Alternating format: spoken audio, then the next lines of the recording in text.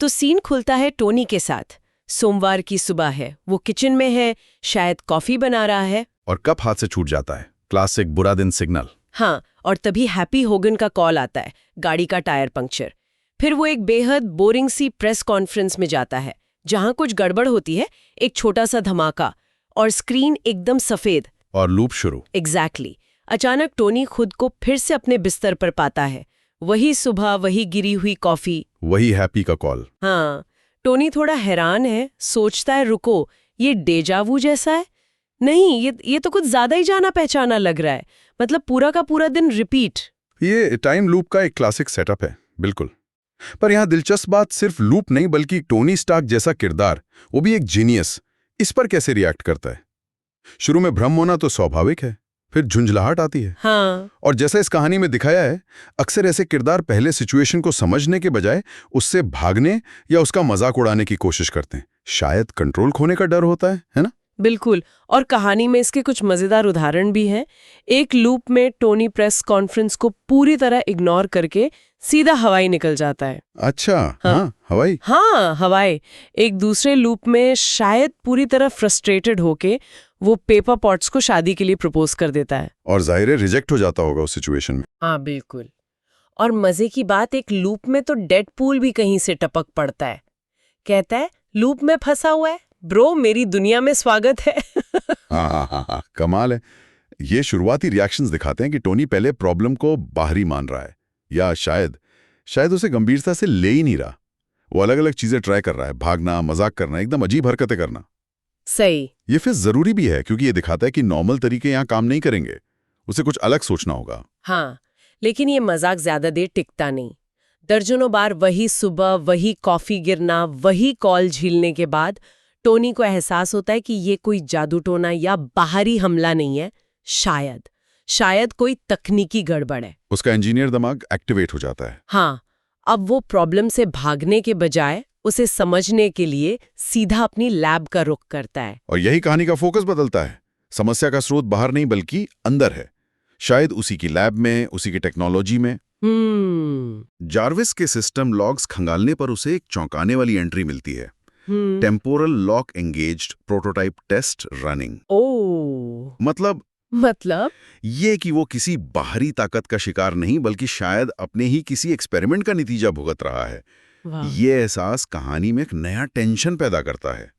अब ये सिर्फ लूप तोड़ने की लड़ाई नहीं, अपनी ही बनाई चीज को समझने और काबू करने की चुनौती बन जाती है। अब शुरू होता है असली एक्सपेरिमेंटेशन का दौर, बिल्कुल टोनी के स्टाइल में।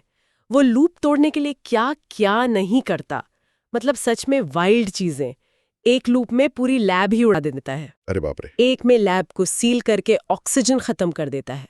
एक और कोशिश में कोई पैराडॉक्स बनाने के चक्कर में शायद पूरी बिल्डिंग ही खतरे में डाल देता है। हर बार फेर होने पर नतीजा वही होता है, एक तेज फ्लैश, और वो वापस सुबह अपने बिस्तर पर। ये दिखाता है कि स्टेक्स कितने आए हैं। ये सिर्फ एक बुरे दिन से बचना नहीं रह गया है, ये उसके वजूद का सवाल बन जाता है। लेकिन साथ ही ये टोनी के कैरेक्टर का निचोड़ भी है। हार न मानना, लगातार कोशिश करते रहना, प्रॉब्लम को हर एंगल से अटैक करना। हाँ, उसकी जिद और उसकी इंटेलिजेंस। वो सचमुच हर मुमकिन चीज ट्राई कर रहा है, हर लिमिट पुश कर रहा है। आखिरकार कई नाकामियों के बाद टोनी शायद थक कर, लेकिन एक पक्के इरादे से कहता है, ठीक है, एक आखिरी कोशिश, वन लास्ट ट्राई। हाँ, वो लैब में कोड बदलता है, जार्विस को मैनुअल ओवरराइड पर डालता है और एक प्रोटोटाइप डिवाइस को बड़ी सावधानी से रिकैलिब्रेट करता है।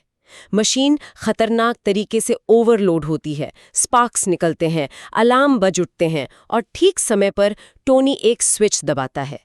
तेज सफेद रोशनी, और फिर गहरी खामोशी। तो क्या वो फिर बिस्तर पर उठता है? नहीं, यही कहानी का सबसे बड़ा ट्विस्ट है।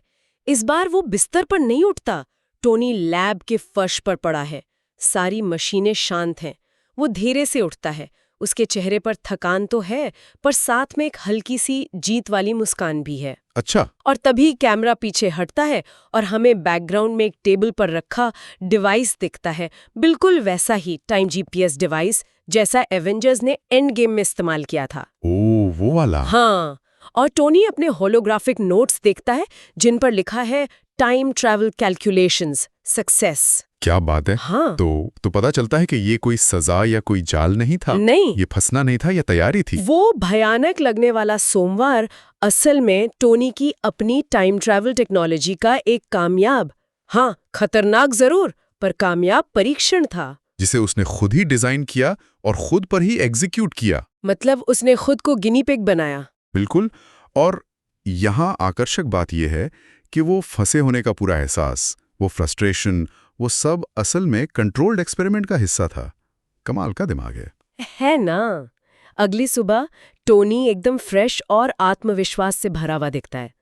वो एवेंजर्स फैसिलिटी में captain America, Natasha, Bruce banner और स्कॉट लैंग से मिलता है और कहता है टाइम मशीन तैयार है और मुझ पर यकीन करो, मैंने इसे टेस्ट किया है बहुत बार। वाह, क्या एंडिंग है। जैसा कि वॉचर कहानी के अंत में कहता है, कुछ लूप्स आपको फंसाते हैं, कुछ आपको सब कुछ बदलने के लिए तैयार करते हैं। यह हमें सोचने पर मजबूर करता है ना।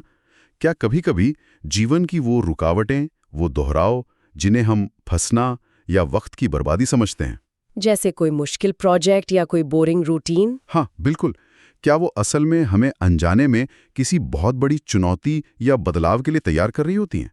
शायद वो फंसे होने का एहसास ही हमें वो स्किल्स और वो नजरिया देता है जो आगे बढ़ने के लिए जरूरी है। शायद वो रुकावट ही रास्ता दिखा रही हो।